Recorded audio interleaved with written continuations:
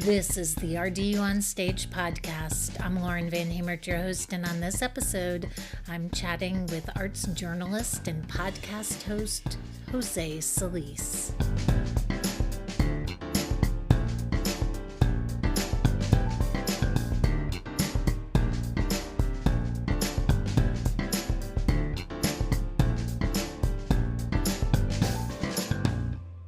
Welcome, everyone, to the RDU on Stage podcast. I'm Lauren Van Hemert, and on this episode, I am so excited to chat with arts journalist and co-founder and co-host of the Token Theater Friends podcast, Jose Solis. Solis has been writing since he was a kid growing up in Tegucigalpa, Honduras. He credits his family and a special teacher for inspiring and encouraging him to find his voice, a voice that has challenged white American theater since he moved to this country 8 years ago. And that is where our conversation begins. I grew up in Tegucigalpa, Honduras. Tegucigalpa is the capital.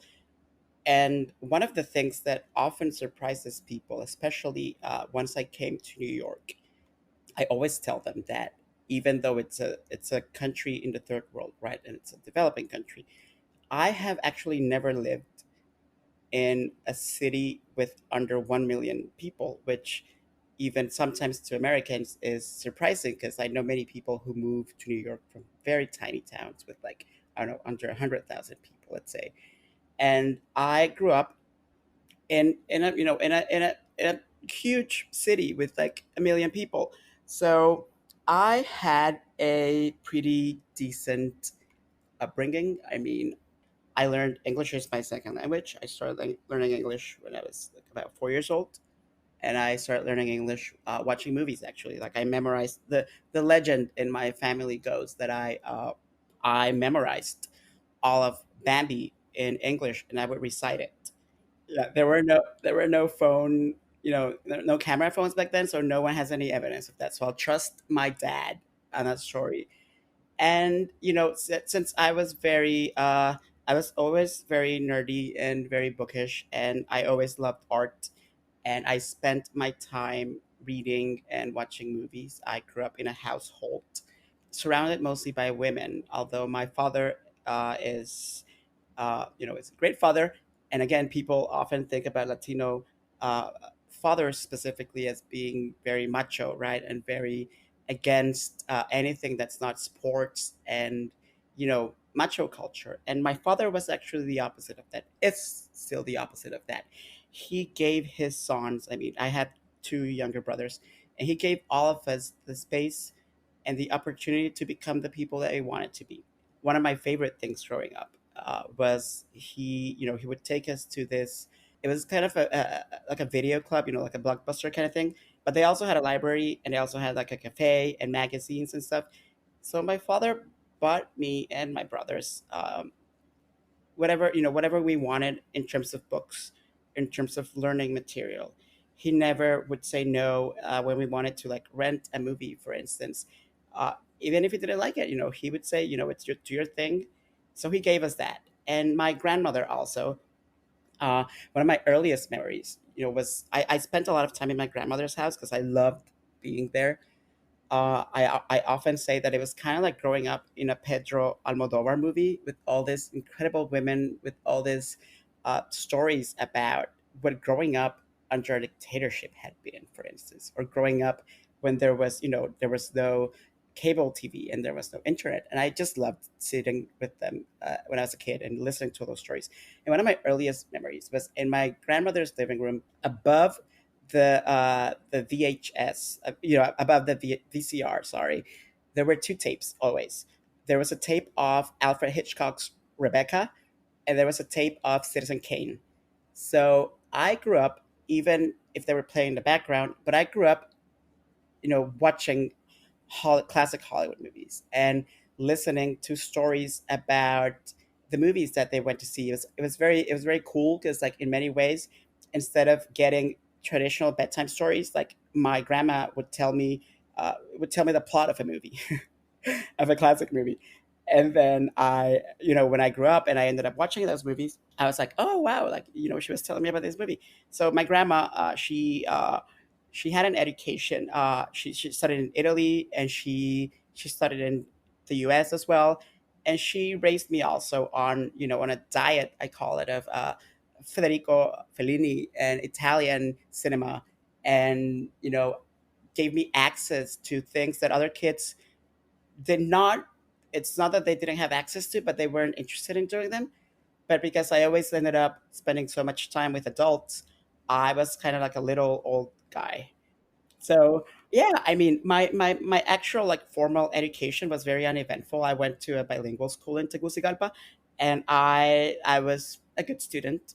I skipped a few. Basically I went from living at home into the second grade, because since I had learned English at home, and I had learned how to write and read at home, I was very lazy when I was little, and I didn't. Preschool was so boring to me that I went and I got quickly very bored. And then I did a test, and they were like, "Yeah, he doesn't need to go to the first grade." So I went straight to second grade.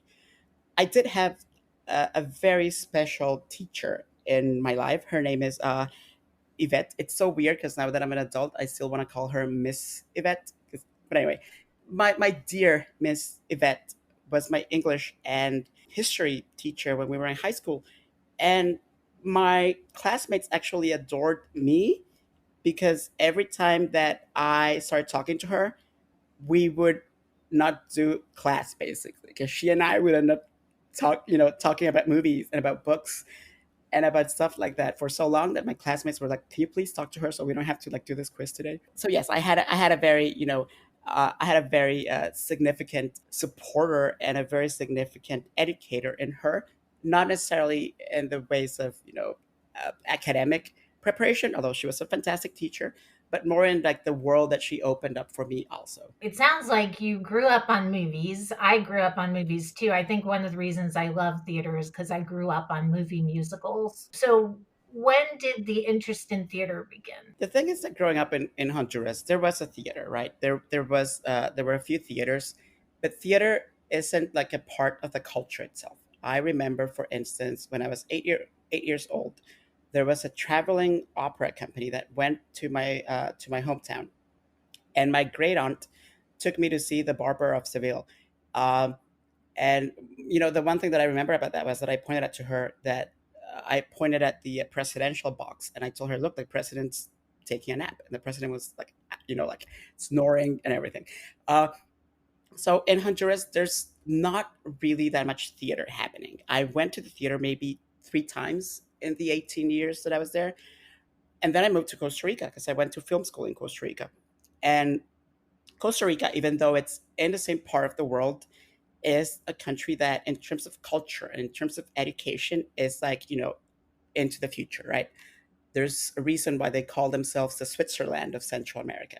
So once I arrived in Costa Rica, there's so much theater there that I started learning about Brecht. There was this production of Mother Courage and Her Children that I went to see 4 times because it was so fantastic. And prices also were very accessible. I mean, I paid maybe about $5 to go see Brecht. So it was while I was in Costa Rica that I started really going to the theater a lot. And like you said, also movie musicals were a part of my upbringing. So for me to know that so many of these that so many of these movies had originated as stage productions was mind blowing. And also, when I was growing up, we would travel, right? Like my brothers and I, like my parents would take us on vacation. And for example, like the first time that I came to New York City, I knew about Broadway, right? And I didn't necessarily know that it was uh, a thing that I could go see. But I remember that when I was a teenager, I came to New York, and my father said he wasn't coming with us, and he said, like, "I'm gonna give you guys some money so you can go, shopping for video games or like music or whatever you want," right? And he said, "What do you want?" And I told him I want a ticket to go see a Broadway show, and I went to see Chicago. And it was so funny. I remember because like I went on my own, right? And my mom and my siblings took me to the theater, and they dropped me there, and then they went to their things around Midtown. and I went to see Chicago. So after that, every time that I would come to New York, I would make sure to go see a show. But it wasn't until I moved to New York City in 2012 that theater became my life, basically. I don't know what happened. I mean, I still love movies, but I guess what happened was that I had moved here originally planning to continue my career writing about film, right? But after a little bit here, being immersed in the film world, I was very disappointed by the culture. It's very toxic. There's a lot of sexism, there's a lot of racism. And I felt, it's kind of like that whole thing in the Wizard of Oz where like maybe we shouldn't sometimes we don't want to pay attention at the man behind the curtain. Because what happened to me was once I was immersed in the film world in New York, I just didn't like it anymore. It made me very sad. So I still go to movies. I still love movies and stuff, but movies kind of became like my second favorite thing. And then I ended up going to the theater pretty much every night because it was kind of like, how can I not go to the theater when I'm in New York City, right? At at what point did you have the aha moment that you knew you were a writer? This sounds extremely grandiose, but I think that I've no, I don't think I know that I've always been a writer. If you go to my father's house, he has little storybooks that I would write when I was like 4 years old, and I would illustrate them, and I would write this like nonsensical stories and do these little books, and he kept them. Um, how I started writing about art specifically was when I was 10 years old. My mom gave me a journal, right? And at 10, at 10, our lives are not very interesting. I would say so. You don't really have the material to fill a journal, right? Because like your life is basically waking up, going to school, being done with school, doing homework, going to sleep, and rinse and repeat until the weekend when maybe you do fun things, right? So about halfway through my first year journaling, I started writing about movies that I was seeing. And I was writing about the art that I was seeing, about TV shows, about music, but mostly about movies. And eventually, the way that I say it is that I I kicked myself out of my journal, and it turned into a movie review book. And for years, the second that I finished my journal, I knew that I wanted another one to keep writing about movies. So then I turned that into a practice that every time that I watched a movie, I would write about it. When I was about 14 years old, I started a GeoCities website. One of the things that I had also been doing all the time was that I was reading film criticism that I saw in magazines. I was My dad would buy me Entertainment Weekly every week, although we got our issues like about a month too late. But I was obsessed with Lisa Schwartzbaum's reviews in Entertainment Weekly. And I started reading film reviews basically online. And after I started my GeoCities, I asked my dad if I could buy a domain, and he said yes. So I started my own little movie reviewing website when I was 16 years old. That since it's really funny because although English is my second language, I actually have never written in Spanish. Maybe I've done like I don't know, like definitely under 10 pieces in Spanish my whole life. So because I was writing in English, and the good thing about movies is that movies are the same here and in China, right? I mean, we all see the same movie basically. So because I was writing about film, I was able to catch the eye, let's say, and to start dialogue with people who were writing about film in the US and in the UK. So people would ask me if I wanted to write a little something for their sites, right? And when you're 16, you're like, hell yeah, right? So basically, by the time over a decade later, when I came to New York City, I had, uh, I'm not saying it's the best writing, but I had a decade's worth of writing under my name. I think writing is all about practice. So any writing is practice, whether it's good writing or bad writing. It's a skill. So I love that you started when you were 16. I also started when I was 16. I had my own little talk show on public radio in Miami, and it was called Teen Talk. And that's when I knew I wanted to be a journalist. So it's funny how you start early. Yeah, I mean, I can't help it. I feel like I've never had a choice. I feel like, I never had the option to not be a writer. So what I would do for fun when I went home is that I would do this little like comic books. And I loved telenovelas growing up. So I also had this like collection of like little telenovela, very, very dramatic, inspired comic books that I wrote, but that no one ever saw. Those were for me. And my writing basically growing up was always for me. So I guess that the biggest twist for me was deciding when I was a teenager that I wanted to publish online, because then my writing didn't belong to me anymore. So many of our colleagues have been furloughed and are out of work because pretty much everyone I know who is a writer has been furloughed at this point, especially if they're writing for newspapers or magazines. So, how has this pandemic affected you and your work? Well, I basically have no income right now. I'm a freelancer, and the opportunities that I have for freelancing practically disappeared because the people who could hire me now have no budget or are furloughed or have been fired themselves.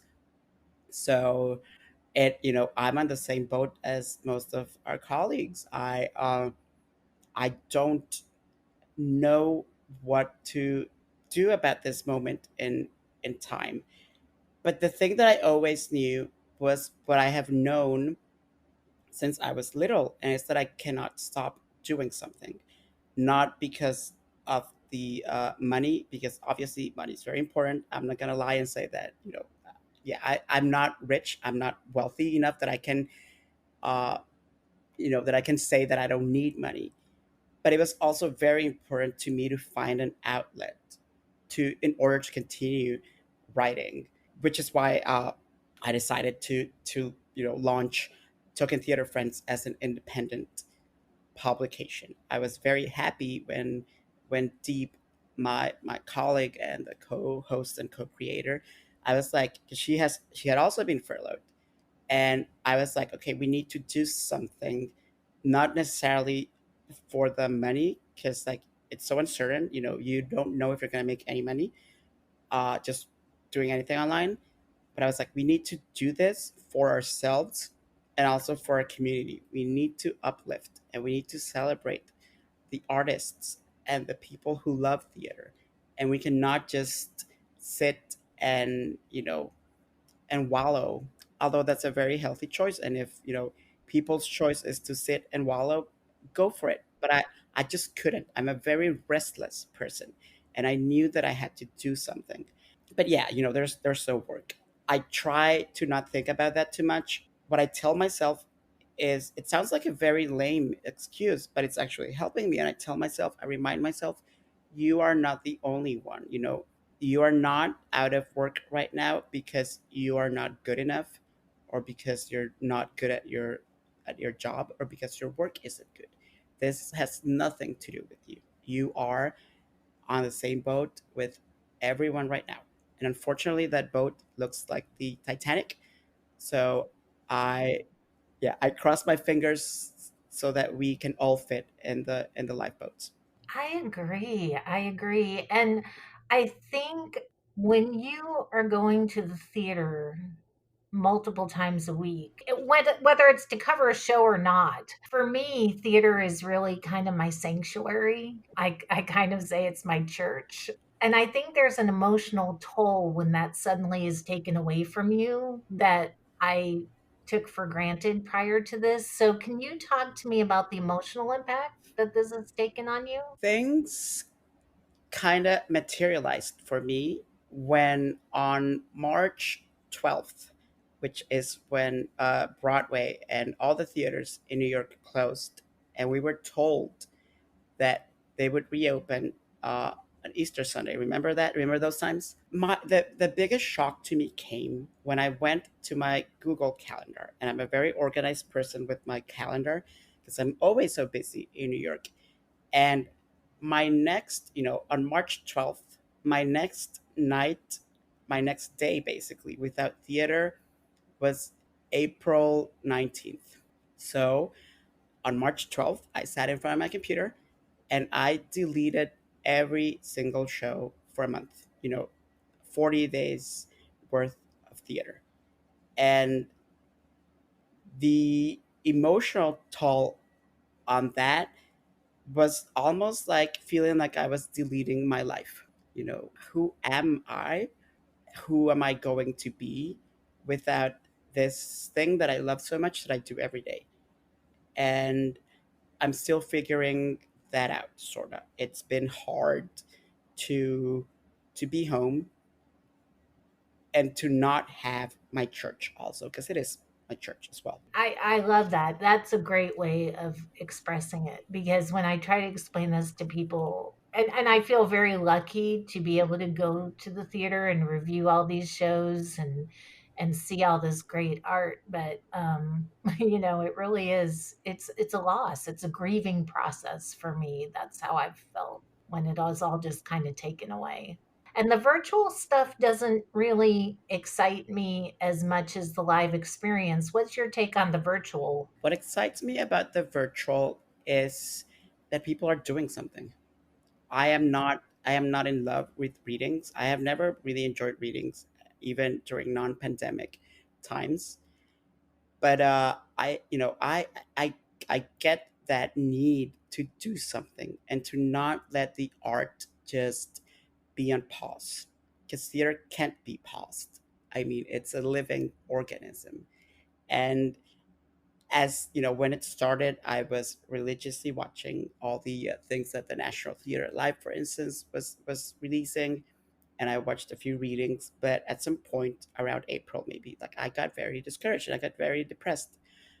But what I have seen since have been people who have been challenging the medium and the norms of what we had been seeing with digital theater.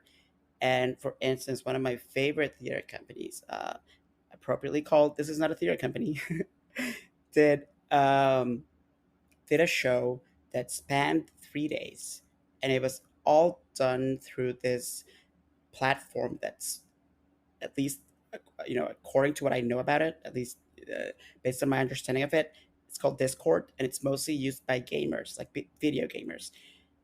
And this company did a show for 3 days over there, in which they used the chat function to craft a sci-fi story, and the actors would be in character chatting with people and chatting with each other, and they created custom images and custom audio bits and custom video bits for the show. So I have been seeing things like that also. As a lot of people during the pandemic, I fell in love again with Animal Crossing, which is one of the only video games that I had ever played in my life before. And I have seen people doing stand up comedy and theater in Animal Crossing. I have seen people who have started taking the Zoom theater, you know, uh, medium, and have been doing very interesting experimental work with it, like the recent Tartuffe that Raul Esparza was in. And what surprises me the most is the creativity and the spirit of these people, where they are trying new things. Because to not try new things, I feel, is what would kill theater. Right now, we can't have theater in community. That's not a possibility right now. But to have people doing work and getting it to us through any medium they can is fantastic. And it is the thing that really uplifts my spirit. In fact, I have to say that I have never been as excited about the future of theater as I am right now. That's encouraging to me. That makes me very excited to hear too, because a lot of people that I'm interviewing, it's very doom and gloom. So I'm very encouraged to hear you say that. When I was listening to a recent episode of Token Theater Friends, which I'm going to encourage everybody to listen to, and I'll put a link in the episode notes, I was struck by something that you said about the police brutality and the political climate of what we're seeing in the United States right now. You were saying that you came to this country to escape this very kind of thing, this persecution. So, what is your take on the current state of what's happening in our country as someone who came here for a quote unquote so called better life? I'm terrified. I recently, a couple of weeks ago, I'm not sure if you saw that a gunman went to the house of a judge in New Jersey and killed her son in her home. And that is the kind of thing that I grew up listening to in the news and reading in the newspaper every single day growing up. And what what's really terrifying for me is the fact that American influence in politics all over the world, but especially in Latin America, has been very it has been prevalent. It has been there forever. There's basically none of the countries in Latin America do anything, maybe except for Venezuela and Cuba and Bolivia now. But we our governments don't do anything unless they have the approval of the United States. And I foolishly thought that if they were doing that to us down there, they would never do it to their own people here. And I was mistaken. And what this administration in particular has done is that it has turned the United States into what feels like a country in the third world, where people are homeless. There's a homelessness crisis that's about to explode. People have no access to medical care. There's evident and cynical corruption at all levels of government, to the point where they go on television and they lie to us and they tell us that we shouldn't believe the facts. And what I'm seeing is that the United States has become what it helped turn all of Latin America into. And that is absolutely chilling. I I'm not kidding when I say that I feel every day that I need a new place to go to, because I feel constantly scared living in the United States right now. It's scary. It's a scary time, and I hope people, I think what we're 98 days from the election. It's going to take a long time, I think, to fix this mess uh, that has that has become our country. There's so much talk within the theater community about racism on stage and backstage and in the industry. But the other night I was doing an interview and I was asking about microaggressions in front of house.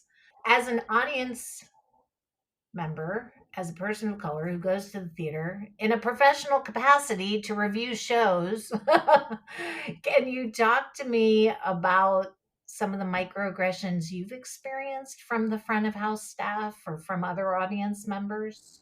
Oh, can I? In fact, I wrote a column that was published last year in Broadway News about an incident that I had at Second Stage Company in New York City, where the box office person, in fact, tried to not give me my ticket, although I was there as a journalist, right? And to not give my plus one a ticket because they weren't there, and they made up all these uh, arbitrary rules on the spot.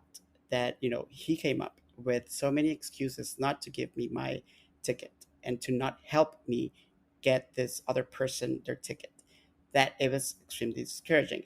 And what shocked me the most, it didn't shock me, to be honest. Like, who am I kidding? It didn't shock me. But the most telling part about this was that another person, a white man, an elderly white man, showed up and he was very belligerent because he showed up on the wrong night. He was another journalist. He wasn't even supposed to be there that night. And the box office person who had told me that he could do nothing for me took maybe about 10 seconds to give this man 2 tickets and show him into the theater. And I've had where people tell me to put to turn my phone off, even though I would never pick up my phone, and I would never leave my phone on, and I would certainly never text during a show. I've had moments when ushers ask me if I am sure that my tickets are in the orchestra, because how could I be in the orchestra, right? I have asked one of the funniest moments was one time that I went to a production at Signature Theater in New York, and an elderly white woman came up to me and she said, I had an aisle seat, and she said, "Would you mind giving me your aisle seat? I'm a critic and I need it." And I said, "So am I." And that kind of entitlement is what I encounter practically, I would say, every time I go to the theater, where someone always either has a look or has something to say, or they shush me if I'm laughing too loud, or it's always those looks like, what are you doing here? Like, you don't belong here. And in order to be able to go to the theater every night and to have those things happen, you need to grow a very, very thick skin, almost like an armor. So I have a lot of stories about that. And what's interesting is the culture of silence that exists in theater. Because, for example, after I wrote that column for Broadway News and it was shared across the industry, you have no idea how many messages and how many emails I got from artists in theater who told me that the exact same thing kept happening to them over and over and over again. So, my question is, why are we not talking about it? Why have we waited so long to point out all the issues that exist in theater? Theater often claims to be the most inclusive of the arts, but that's a claim they make without any facts and data to back it up. It's just something that they tell themselves in order not to deal with it, which is why when something happens to someone and people find out about it, it's always shocking, right? And it's always like, how could it happen in our home? But it's been happening forever. We have just chosen to look the other way. So we are seeing a rise up from the theater community in calling out institutions and organizations that have not been inclusive. You wrote that article when theater was still open, but now theater is closed. Do you think we would still be seeing this uprising and Dear White American Theater movement if theaters were still open and people were working? No, because there's always fear about people losing their jobs, about people losing their status, about people being blacklisted and people not getting work anymore based on what they said. So I don't, which is why I truly believe that both the combination of the pandemic and the protests against racism and police brutality are a blessing for BIPOC people specifically, because we have been granted the time to do something and to stop being silent. But no, if things were back to normal, we would not be seeing any of this in any way. So, what can theaters do, especially now that we are in an intermission or pause or shutdown, whatever you want to call it? Now they have an opportunity to really review their policies, their board of directors, their mindset. So, what can our theaters do to make the theater a more welcoming and inclusive space for all audiences?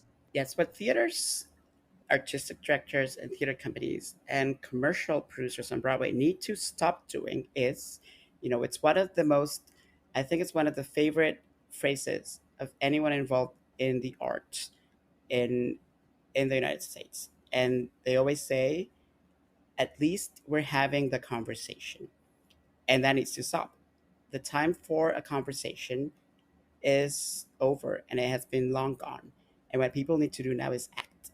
And they need to stop making empty promises and saying that they will improve and instead tell us how they will improve and to show us how they're implementing those things that they claim to do in order to improve. There also needs to be a reckoning at every level of theater in seeing who is running things and asking themselves, and even us asking ourselves, why are we putting up with this? You know, in terms of marketing, for instance, who is running the marketing? Who are the publicists? Who are the gatekeepers? People have not been looking at theater in an objective way. They have been looking at theater as something that exists and it is what it is and it's working for some people, which is again why now they're shocked when all these stories are coming out. But the fact that these stories are coming out right now, but they have been happening for so long, is an indication that theater is rotten at its very core. And the way that things are being run are not, uh, you know, in any way fighting for equity and fighting for diversity and fighting for inclusion at all. In absolutely any way. So there needs to be a house cleaning. There needs to be, people who have been doing the same thing over and over for years need to step down. It's the same problem that we have in government, where just because someone has been doing that for so long, it doesn't mean that they know how to do it or that they're doing it the right way. They have just been doing it for enough time that people take it for granted. And there's also no accountability.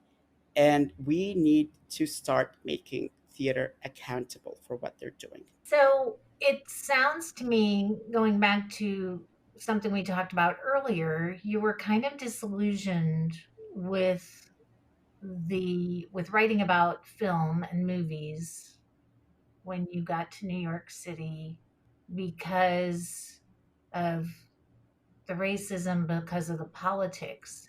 You never felt that way about theater?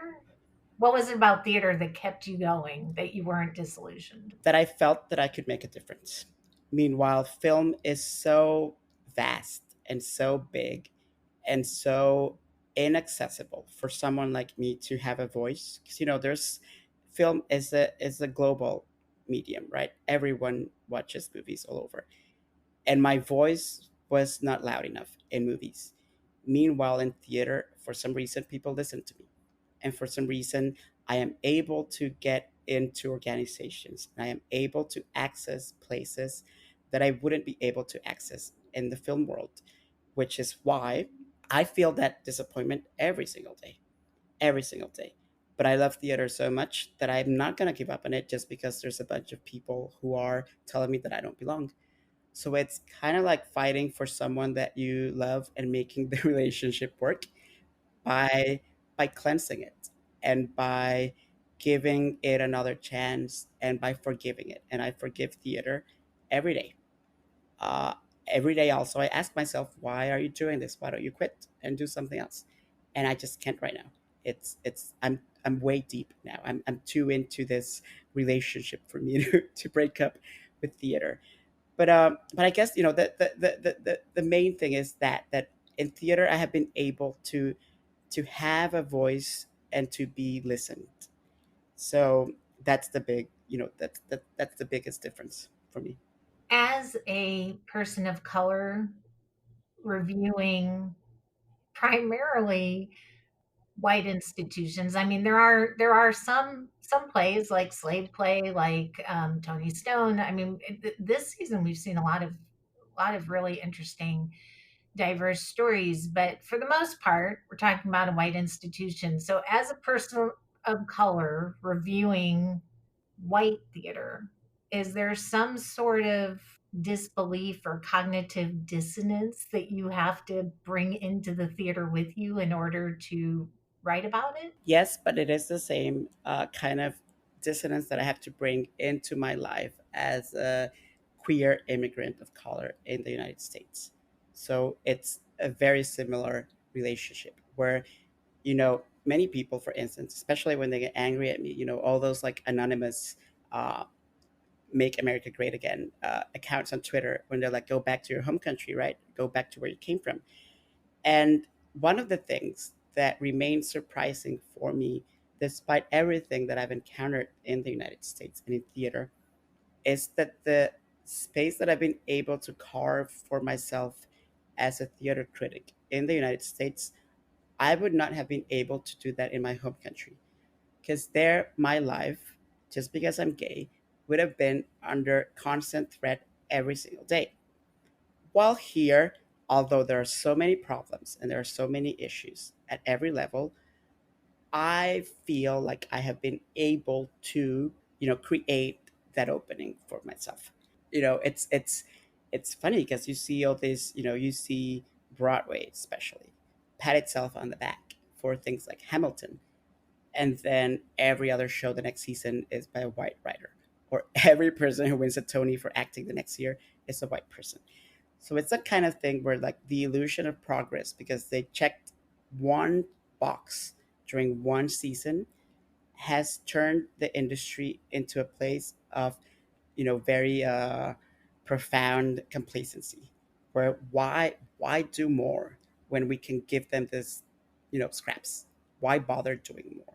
So yes, absolutely. Even the act of me going to the theater every night, I take as a sign of challenging the system, because I never know what microaggression I'm going to encounter that night. So just by me being there, I am making a political statement, and I'm telling people I exist and I belong here, whether you want me or not. Prior to this pandemic, I think our field of arts journalism was kind of at a breaking point anyway, because a lot of newspapers and mainstream publications are reducing their arts coverage.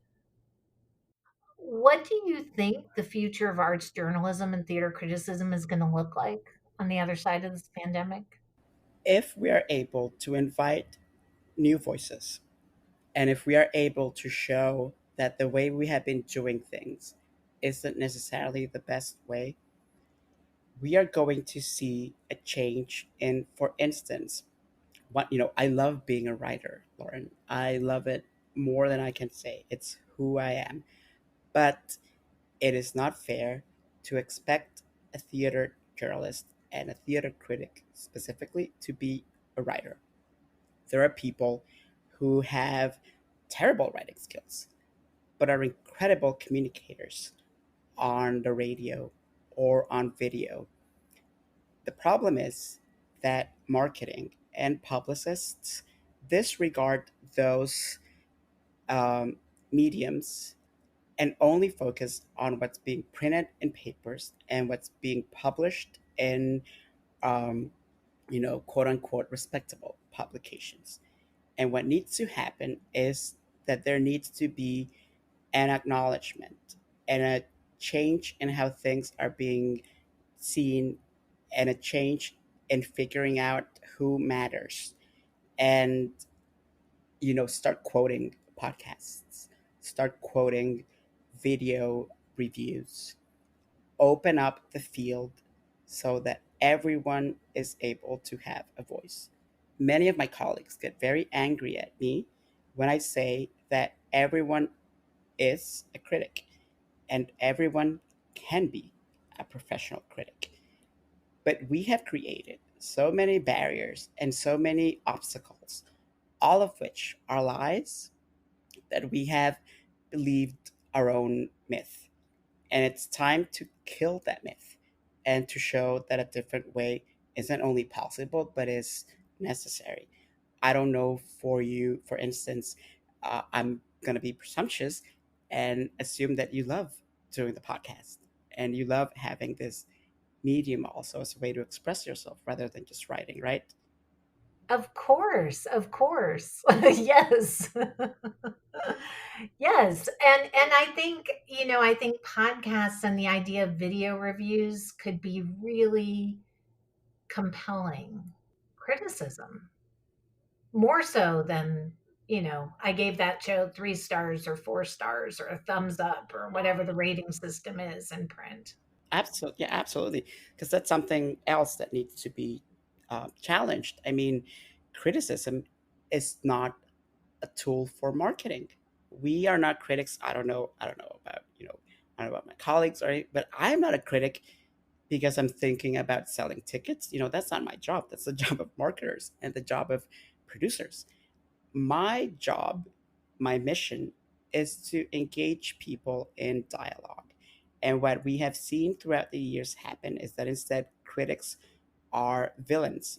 We stand on the outside, like being like that, like evil vulture that's ready to, like pounce on the meat of a show. When in fact, what I believe is a good critic is someone who engages people in conversation and who's not interested in selling a ticket or telling people not to go see a show.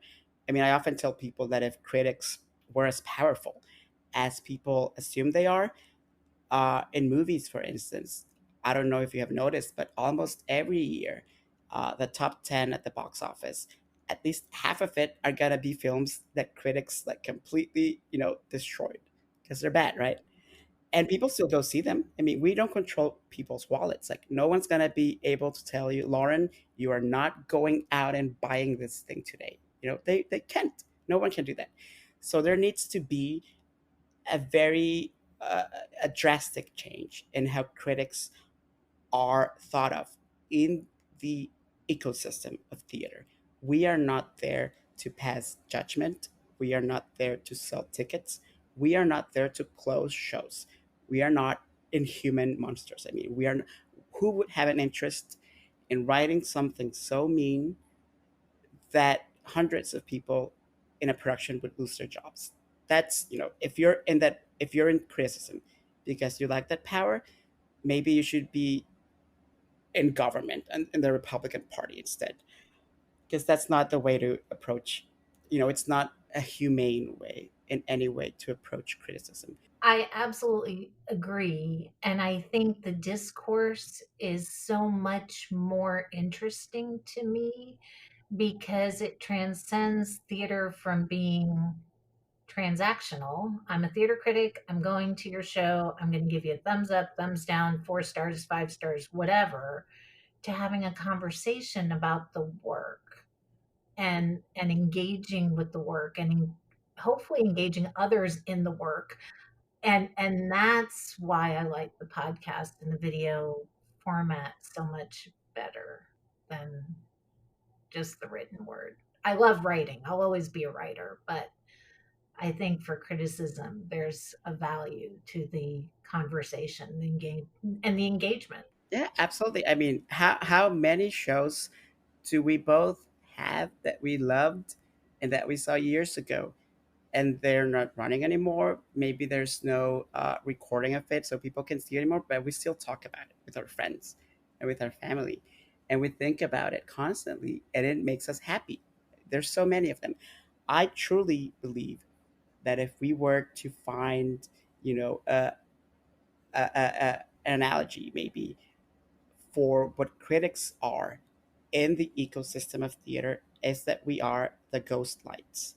We are there keeping that light shining even when theaters are dark. That's brilliant. I love that Thank you. because that just describes exactly what I feel like my job as an arts journalist is shining that light when theaters are, especially now that theaters are shut down. I know you were a member of Drama Desk, and we're seeing such exciting work. This past season and the future season looked pretty fantastic. We're seeing Slave Play, we're seeing Strange Loop, which I'm kicking myself that I had not seen when I was there, and Tony Stone. Do you think that shows like this are going to mark a shift in the kinds of stories we're going to see on main stages going forward? I would hope so. But again, a large part of that responsibility in making sure that this are not just like once in a lifetime or once in a generation or once in a decade events. It's important that we challenge the system. And for instance, what is the use of nominating shows that are not about cis white folks, right, at its center?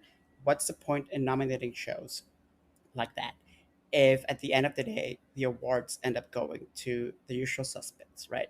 You know, white people who are very well established. I firmly believe that I have always seen award shows in every industry as kind of like a sport thing where you root for people and you cross their fingers so that they will win. But unlike sports, where you are competing based on your physical skills, right, and your strategy, in arts awards, it's all politics. And no show is better than the other. It's all apples and oranges. So I believe that the purpose of awards in the arts should be to highlight, to celebrate, and to encourage this shift in the system rather than having the academy again give a best picture award to something like Green Book, which is something that seems like it came out of like the 1940s. And if we don't stop celebrating you know the same old, then awards should not exist because they're not fulfilling their purpose. They are merely becoming more tools for marketing. And to say this show won a gazillion Tonys and this show won nothing, so we're going to close it. There are a lot of, I feel like there's a lot of good shows that end up closing prematurely because of that very thing, because they didn't market themselves to the right people in order to get those awards. Which is crazy. Yeah, I mean, like, I don't know if you were able to see Shuffle Along while it ran on Broadway, Mm-mm. but No. it's one of those shows where I feel like someone should have built a theater and make sure that show ran and that was still running because it was necessary, it was urgent, it spoke to many of the things that it came out in the same season as Hamilton. And Shuffle Along was speaking about the things that we are speaking about right now, about racism, about inequity, about lack of opportunity. And it was a show that was fueled by passion and by anger. And we need to see more works like that don't necessarily look at the good or hope for the best, but that show us where we are failing and how we continue to fail. And those shows are more important than having Wicked run for the next 20 years or so. Agreed. Because if the theater is supposed to be a mirror, hold up a mirror to our society, Wicked doesn't do that. No, in no way. I mean, it's a fun little show, but no, it doesn't. It does nothing. So we're almost in the end of our hour, but I read when you're not writing or podcasting, you're probably listening to a cast recording and singing along to Kelly O'Hara. So what is on your pandemic playlist? From Kelly, oh God, I don't know. I have been listening to her recording of The King and I nonstop because it makes me so happy. Just like having uh, Kelly O'Hara sing to me that about getting to know me. I feel flattered, and I feel very happy. She her voice. I wish that I sang along with her as well as she does, but my voice, I would. I don't want to impose my singing voice on anyone.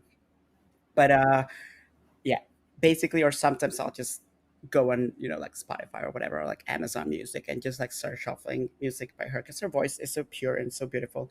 That one of the things also that I have been praying for during this entire thing is like, please, please, please let Kelly O'Hara not say anything racist or sexist or anything that makes me like, yeah, because right now we're good. Kelly and I have a good thing going on, and I hope that doesn't change. Still the queen. Okay. So other than Kelly O'Hara, what else are you listening to? Well, a lot of non-theater stuff. You know, I've been listening to songs that make me happy. Basically, a lot of dance music by Robin and by Kylie Minogue and by my other, as other people call her, I would never call her this, but my quote unquote problematic fave, Taylor Swift, who, you know, she just makes me happy. Her music is so uplifting. And she also had that switch from being very silent and not being vocal in any way to now fighting for people's rights, for voting rights. I was very impressed also when a few years ago she addressed the someone who was running for Congress or for Senate in Tennessee, and she was like, she told her fans, "We need to vote for the person who's not gonna take away women's rights." So that excites me. So every time I listen to Taylor, I dance, and I'm also proud of her now as a human being.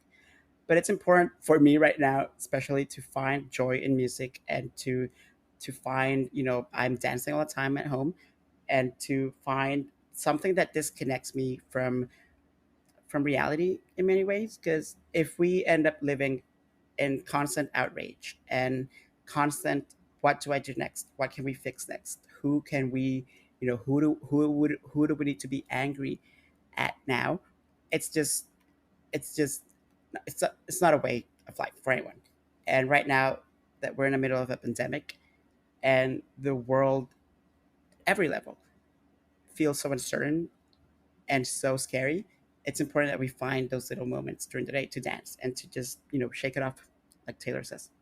I hope every one of you listening will subscribe to and become a patron of the Token Theater Friends podcast. I'll put a link to the Token Theater Friends website in the episode notes. If you like what you've heard today, please consider subscribing to this podcast. Follow us on social media at RDU on Stage. Become a patron or visit us online at www.rduonstage.com. Until next time, I say with cautious optimism, I'll see you at the theater.